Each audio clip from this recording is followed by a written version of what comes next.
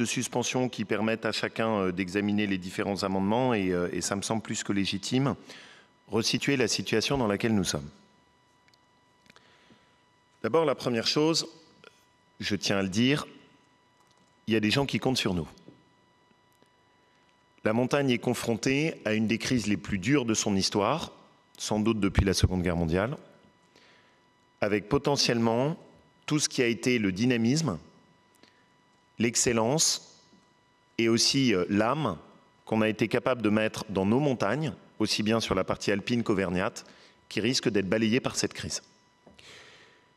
Et avec des situations, et au moment où je parle, Fabrice s'en souvient peut-être, j'ai une pensée notamment pour une personne rencontrée à Valmorel qui m'avait beaucoup marqué, qui est un jeune, l'exemple typique de ceux pour lesquels j'ai le plus grand respect en montagne, parti à zéro, qui avait commencé comme saisonnier en faisant du service dans un bar, mis de l'argent de côté, avait racheté son bar dans lequel il avait mis visiblement toute son énergie pour le réaménager et en faire un très beau lieu de convivialité, qu'il avait repris et créé l'année dernière et qui n'avait droit à rien et qui était en train de perdre toute une vie de travail.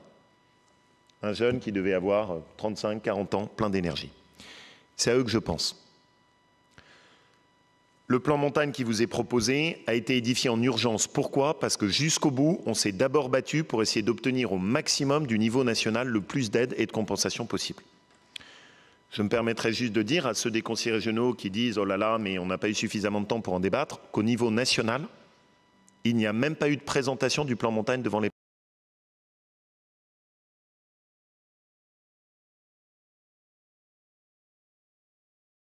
des amendements. Ici, j'ai considéré qu'il était indispensable, sur un sujet aussi important, qu'il puisse y avoir un débat. Et je suis désolé pour vous s'il y a eu des conditions qui sont difficiles, pour reprendre les termes qui ont été employés par certains. Permettez-moi de dire que ceux pour lesquels la situation est difficile, ce n'est pas nous. C'est ceux qui sont en montagne. Et c'est à eux que je pense. Aujourd'hui, la montagne de notre région a besoin de nous et il faut que la région réponde présente. De ce point de vue, d'abord, et je ne peux pas le passer sous silence, surtout après le week-end qu'on vient de vivre, permettez-moi quand même de dire que jusqu'au bout, je ne comprends pas la décision qui a été prise. Et pire que ça, je pense que si une décision devait être prise, le gouvernement devait la prendre tôt et en permettant à tous les acteurs d'anticiper. En repoussant sans cesse, en faisant sans cesse alimenter des espoirs qui ont été des faux espoirs, ils ont amené tout le monde dans le mur.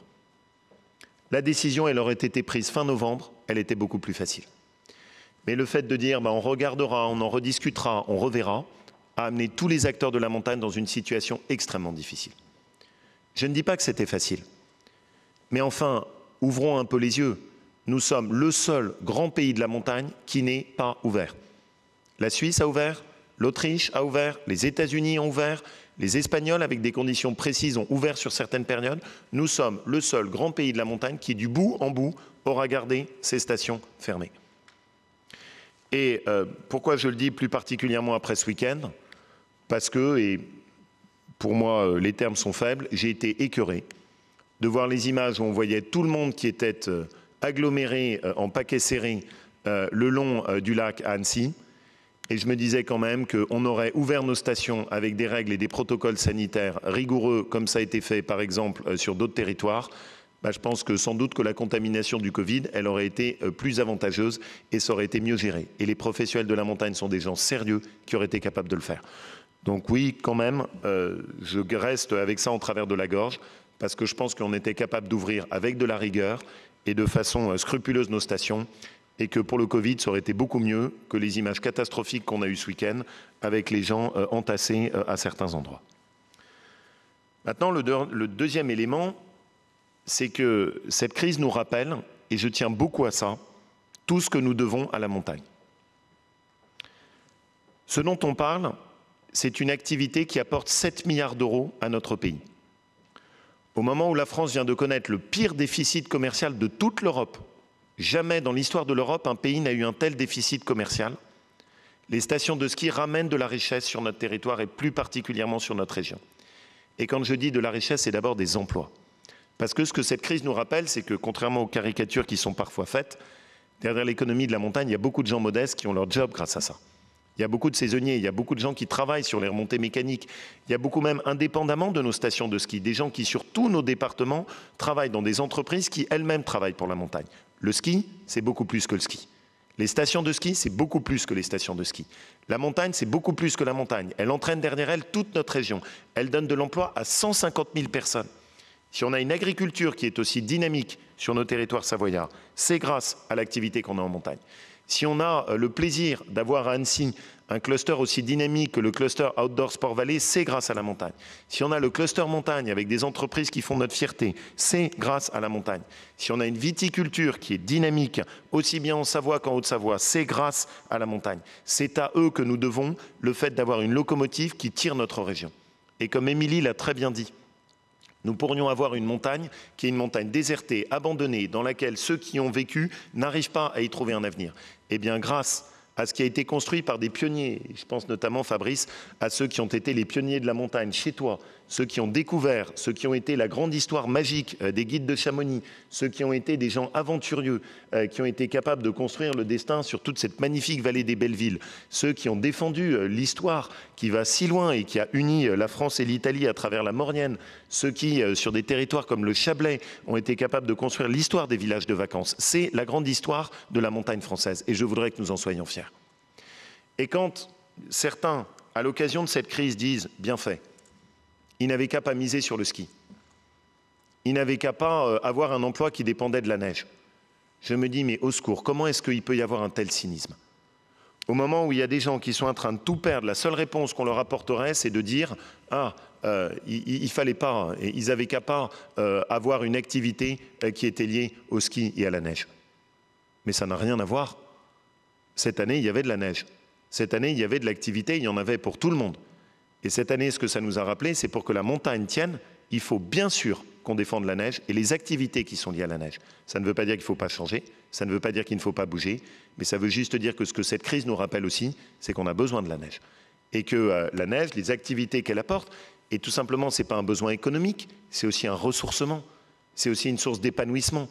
Et ce qui, Éric Brech l'a très bien dit, a sans doute été la pire blessure pour la montagne. C'est qu'on a donné le sentiment que la montagne était un endroit qui était dangereux, où on allait attraper le virus, alors que c'est un lieu de ressourcement, d'épanouissement, où on peut retrouver ses repères. Et pour reprendre des formules qu'on aime bien utiliser dans notre région, à la montagne, on peut renaître. Et c'est cette image-là de la montagne que l'on veut, nous, pouvoir faire passer. Maintenant, quel est le travail que nous avons mené? Le premier travail que nous avons mené, en travaillant avec tous ceux qui ont accompagné, parce que cette démarche a été faite avec Alexandre Molin, elle a été faite avec Jean-Luc Bock, elle a été faite avec Éric Brech, elle a été faite avec tous nos acteurs de la montagne, elle a été faite avec les représentants des guides, avec tous ceux qui croient dans la montagne. Ça a été d'abord de se battre pour faire comprendre au gouvernement l'urgence de la situation. Je le redis, il nous a quand même fallu 4 mois pour faire sortir un plan gouvernemental. Et à l'heure où je parle, certaines aides du mois de décembre n'ont pas été versées. À l'heure où je parle, un coiffeur en station de ski ne peut pas avoir une indemnisation. À l'heure où je parle, les pertes de chiffre d'affaires des boulangers ne sont pas complètement prises en charge et indemnisées par rapport à la situation qui est. Et donc d'abord, ce qu'on a essayé avec le mémorandum que nous avons fait, avec un travail qui m'a amené à aller dans chacun des massifs pour échanger directement avec les acteurs et avoir les remontées d'informations pour mieux comprendre la situation, c'est que nous avons essayé de faire bouger les choses. Je le répète, au début de la crise, les acteurs de la santé n'étaient pas pris en compte. Au début de la crise, la prise en compte des charges directes n'était pas prise en compte dans le climat qui était celui de l'approche qui était menée par le gouvernement. La situation des entreprises qui n'étaient pas en station de ski, mais dont l'activité dépendait de la saison d'hiver, je pense à Rossignol, je pense à Salomon, n'était même pas envisagée. Et donc, on s'est d'abord battu pour obtenir le meilleur plan gouvernemental possible, tout en ayant bien en tête que malheureusement, ce que demandaient les acteurs de la montagne, ce n'était pas d'être assistés, c'était de pouvoir travailler. Et que n'importe quel plan du monde ne compensera jamais les pertes de revenus qui sont liées au fait de ne pas avoir pu travailler. Ensuite, une fois que ce plan a été sur la table, on a essayé de regarder avec les acteurs de la montagne ceux qui étaient les oubliés. Et sur cette base-là, nous avons construit dans le délai le plus rapide possible le plan qui vous est proposé, qui est d'une hauteur inédite, 400 millions d'euros, et qui est à la mesure de la reconnaissance que j'ai voulu le premier jour de mon élection pour la montagne de notre région qui est la première région de montagne de France et une des plus grandes régions de montagne au monde, n'avait même pas de politique stratégique en faveur de la montagne. Et donc on a construit, et je veux ici remercier Gilles Chabert parce que c'est Gilles au début qui m'a aidé à le construire, un plan qui nous a permis d'être à cette hauteur et de pouvoir combler les manques. Le plan qui vous est proposé repose sur une philosophie d'abord qui est simple, qui est l'urgence. La première chose dont ils ont besoin, c'est qu'on les sauve. Et donc, on a listé un certain nombre de domaines qui étaient les oubliés du plan du gouvernement. Je le dis tout de suite parce que depuis le début dans la crise, j'ai choisi une seule ligne et je m'y tiens. Les polémiques ne m'intéressent pas. La seule chose qui m'intéresse, c'est qu'on puisse avancer et construire. Qu'il y ait dans un plan national des oubliés, c'est malheureusement normal quand vous pilotez les choses depuis Paris. C'est d'ailleurs pour ça que je crois à la décentralisation. C'est parce que quand vous êtes trop loin du terrain, c'est compliqué d'appréhender la diversité d'une situation. De ce point de vue, d'abord, nous prenons en compte les entreprises qui viennent d'être créées ou qui ont été reprises en 2020, complètement oubliées aujourd'hui dans les dispositifs. Nous prenons en compte les professionnels de santé dont Mme Casalino vient elle-même de nous dire qu'il n'y avait toujours pour l'instant rien du tout qui avait été acté. Nous prenons en compte les centres de vacances qui ne sont pas pris en compte sur les pertes de chiffre d'affaires qu'ils ont fait de mars jusqu'à décembre. Et on a juste des centres indépendants qui sont en train de mourir. Et ce n'est pas des gros centres avec des gros groupes touristiques. C'est des gens, vous allez dans le Chablais, vous les avez physiquement en face de vous. Ce sont des familles qui parfois se sont transmises de génération en génération. Le chalet qui a été agrandi, reconverti et organisé pour pouvoir accueillir nos enfants. On a tous cette reconnaissance pour les centres de vacances dans lesquels parfois nos enfants ont appris à skier partout dans la région. Il faut le faire et le défendre. Ce sont les structures qui font aussi toute la montagne du Sancy, celle du Cantal, l'histoire des éstables. C'est tout ce à quoi je crois. Ensuite, c'est toute la partie associative.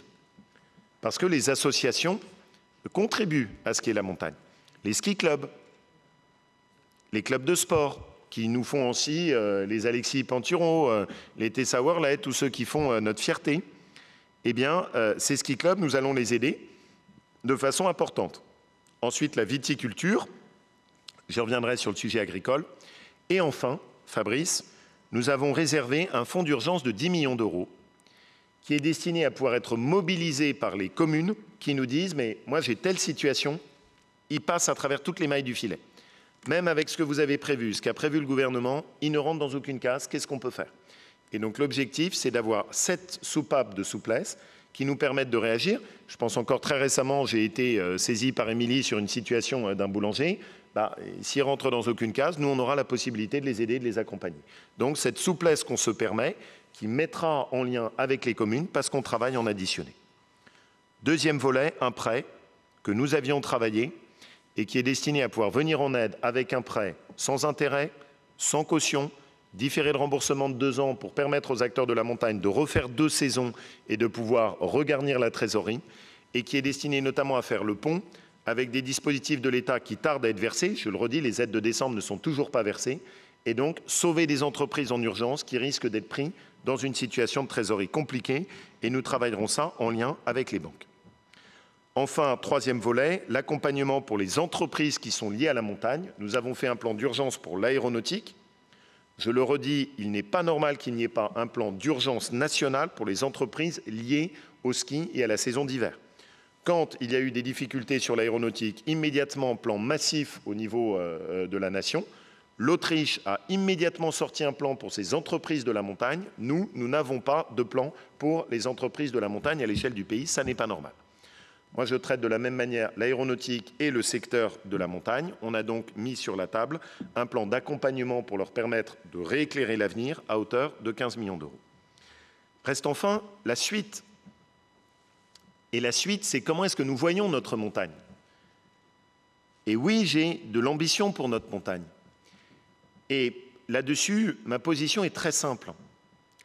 Certains ici, dans cet hémicycle, disent, et au moins ça a le mérite de la cohérence, plus rien sur ce qui relève de la neige. Plus rien. Et veulent opposer la montagne d'été et la montagne d'hiver. Vous le savez, ça n'est en rien ma position et ma conviction. Moi, je crois dans les deux. Et je crois que ce qui fait la force de notre montagne en France, c'est de pouvoir faire les deux. C'est de pouvoir à la fois avoir une saison dynamique en hiver et de pouvoir monter en puissance sur la diversification. Et je crois qu'à chaque fois que vous intervenez en disant la neige, c'est fini, merci, au revoir, vous faites une profonde erreur. Moi, j'ai une petite station de ski, toute petite, les Estables de Haute-Loire. Et la neige permet d'attirer les gens l'hiver et d'avoir du monde l'hiver. C'est parfois un enneigement qui est aléatoire. Et donc, on a diversifié les choses pour avoir des activités qui sont des activités de ski de fond, pour avoir des activités de raquettes, pour avoir aussi des activités qui sont absolument géniales, qui sont autour du vent, tout autour du sommet du Mézin. Et on a développé ça. Et on a continué à investir et la région les a accompagnés. Mais de la même manière, l'été, ils ont mis en place un système de luge d'été qui marche admirablement bien.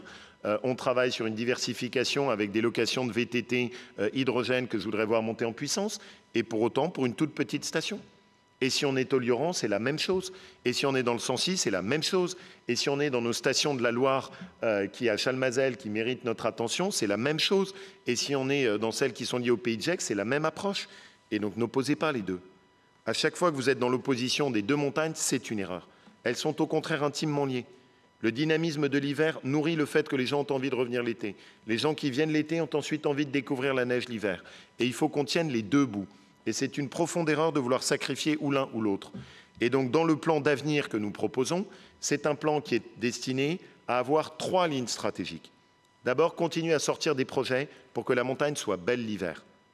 Deuxièmement, avoir des projets de diversification l'été, à l'image de ce que nous avons maintenant lancé depuis plusieurs années sur les passerelles himalayennes, sur le tourisme environnemental, sur tout ce qui nous permet de découvrir la montagne l'été. Et Eric est quand même un modèle avec ce qu'il a réussi à faire au niveau de Chamonix. Et puis, le troisième niveau, qui est une stratégie forte sur laquelle la région se positionne de façon très importante, c'est la volonté de vouloir travailler sur la première montagne durable d'Europe et du monde. Et ça, je suis convaincu que c'est un chemin pour nous. Et ce chemin-là, il faut le faire non pas avec cette écologie d'extrême gauche qui fonctionne de façon idéologique et qui consiste à dire que pour sauver la montagne, il faut arrêter l'activité, qu'il n'y ait plus personne et qu'on baisse pavillon, mais au contraire, en se disant qu'on peut concilier le fait d'avoir une montagne qui crée de l'emploi et qui en même temps respecte l'environnement. Et ceux qui habitent en montagne, qui y sont nés, qui y vivent, ne se lèvent pas le matin en se disant comment est-ce qu'on va pouvoir polluer notre montagne. Ils l'aiment. Ils la vivent. Ils ont fait le choix parfois très fort d'y construire et d'y élever leur famille. Et ce n'est pas pour dernière avoir envie de polluer la montagne, c'est exactement l'inverse. Et donc, à nous de savoir répondre à cette attente et de répondre présent. La région a été là quand ça allait bien pour la montagne. Il est très important pour moi que la région soit là quand ça va mal. Nous parlons de 400 millions d'euros. C'est un plan massif. Il n'y aura sans doute jamais eu une telle mobilisation de notre région pour la montagne. Mais c'est pour moi très important, c'est une façon de rendre à la montagne de notre région tout ce qu'elle nous apporte depuis des années et des années. C'est le moment d'être là et c'est très important pour moi que nous puissions le faire tous ensemble parce que la région a besoin de nous, parce que la montagne a besoin de nous et parce qu'il faut que le Conseil régional réponde présent. Je vais maintenant